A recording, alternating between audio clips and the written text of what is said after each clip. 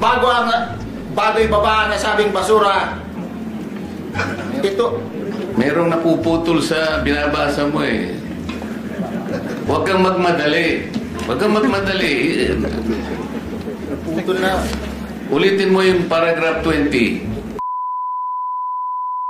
Hapon may lumutang at may nagturo pero akala ko okay naman na Diyos ko suddenly parang hindi naman pala notary public yung pumirma dahil tinanggi ng kanyang ng abogado na pumirma. No, I did not sign that. Yung lawyer na pumirma doon went live last night in interview ng media late last night. They were saying like hindi sa akin yan, hindi ako pumirma niyan. So doon pala nagkaroon ng question na ngayon yung credibility niya.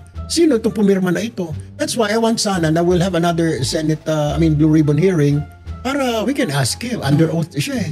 Tapos nakapagtataka pa, isa pang red flag doon kasi patapos na. Doon sa kanyang affidavit na I want sana protective custody. Then suddenly after an hour or two nagbago na. Hindi, kaya ko na mag-isa, may baril ako.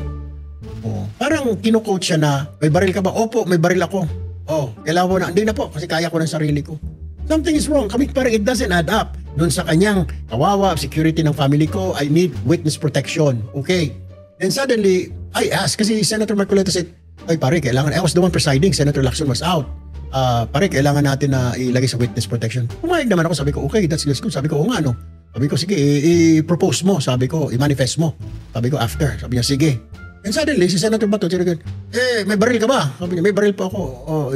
Lalagay ka namin sa witness. Hindi, ayaw ko. Doon sa kanyang affidavit, gusto niya ng witness protection for his safety. Then suddenly, towards then, after 2 or 3 hours of hearing, ayaw niya na. I don't know. Parang iba yung sinabi niya doon sa kanyang affidavit, iba yung live. Trying to cross-examine him, may mga doubts pati mga kasama ko, kaya nga tinatanong siya. May mga parang kulang, parang and then suddenly nag-appear last night yung lawyer na supposedly pumirma ng affidavit. No, I didn't sign that. Sabi ko saan yun, na-forge yata yan, etc. My signature was forged.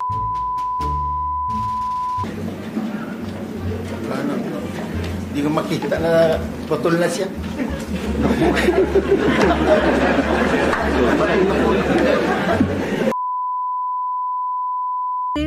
Kung matapang ka talaga, panotaryohan mo to. Hindi ba dapat sinabi niya na to agad kay chair? Yung report na sabi kapansin-pansin ang tila pag-coach ni Marcoleta.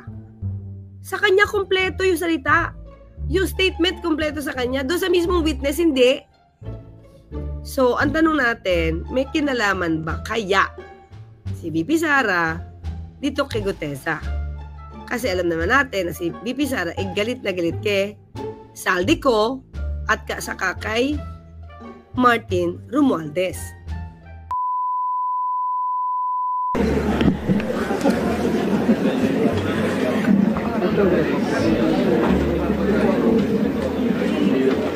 Hirap naman gawa nito.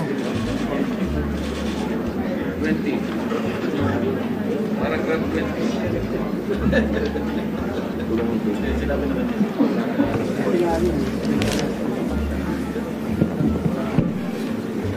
Pagkatapos, mabilang ang sinasakay namin sa mga sakyang patungo sa Horizon Residence. Again, pagdating sa Horizon Residence, dumidiretso kami sa basement upang may baba ang nasabing basura at dalhin sa unit ni Congressman Saldico sa 56th floor sa nasabing lugar kung saan siya nakatira. Peke yung witness ni Marcoleta.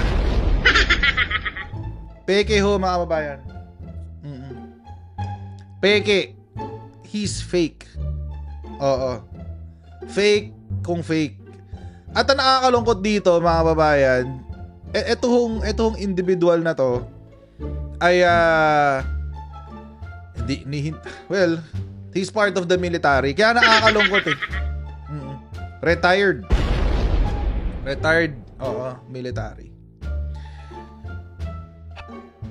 Nakakalungkot na may mga miyembro tayo ng hukbong sandatahan na nagpapautok kala Duterte.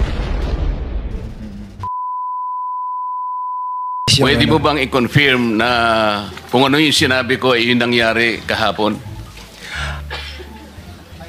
I confirm, Your Honor. Salamat po.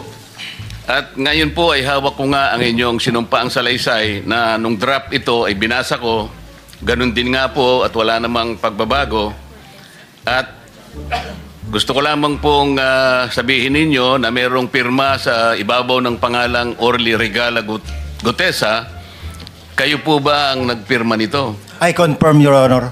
At gaya po ng sinabi nyo sa akin kahapon, voluntaryo ninyong ginawa ito at wala namang namilit sa inyo. At katotohanan yan, ako nga po ay ininyayahan nyo para makita ko yung inyong salaysay.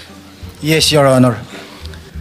Ito yung box ng pera na pinag-uusapan natin sa kasalukuyan. Mr. Gutesa, mag-stick ka lang sa binabasa mo. Huwag ka nang nag-a-adlib. Kung ano yung nandito, basahin mo lang. Yes, Your Honor.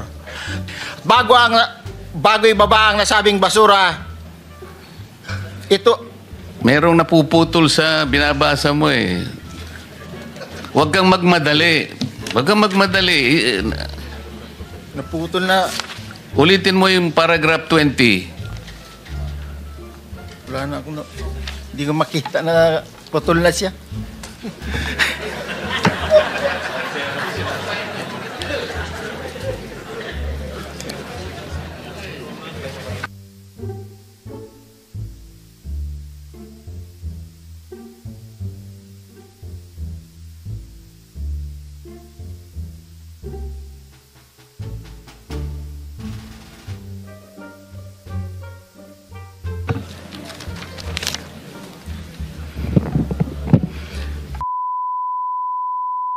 Nag-present naman itong si Senator Marcoleta, di ba? Okay. At pinayagan naman, in fairness niya, Senator Ping Lacson. Pero what do you think of this testimony by Orly Gutesa? Ayan. Di ba meron pang medyo dramatic effect, tinawag, parang sa sa pelikula, sa mga parang pang Netflix Hindi, yung dating lang, yung biglang lalabas from the gallery tapos uupo. Okay. Testimony na ginawa ni Orly Gutesa. At tignan nga natin kung maayos ba itong witness na to o kaya baka medyo planted ata itong witness na to. And at this point, hindi ko talaga masasabi sa inyo kung credible ba siya o hindi.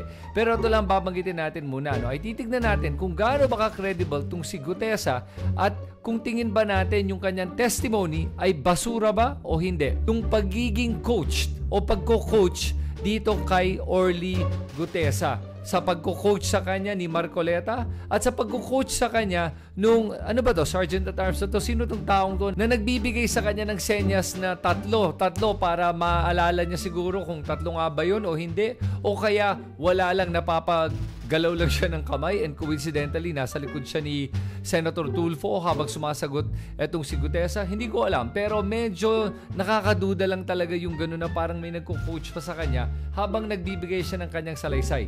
Sa bahay mo ni Speaker. Yes, Your Honor. Ilang beses kayo nag-deliver doon? Misan lang? Ilan? Ako, during that time, 3 beses sa akin, pero based doon sa group chat namin is, kasi namomonitor ko po yung group chat ng movement ng duty ng basura.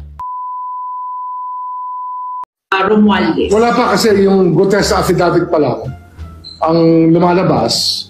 It didn't show up today at gusto namin iklaro lahat. At kasi nga kahit nasabihin natin may issue on notarization, the fact that it is a sworn statement delivered under oath in the Senate makes it an official statement pa rin. Bali, disregarded lang yung affidavit. But as part of that affidavit that was read, he wanted to enter the Witness Protection Program, and I told him yesterday, I'll be here at 9:30. Punta ka na para mag-usap tayo. In the end, I think he said that he can defend himself. But witness protection is not just that. It's about being a part of it because he'll be confessing to be a part of the crime.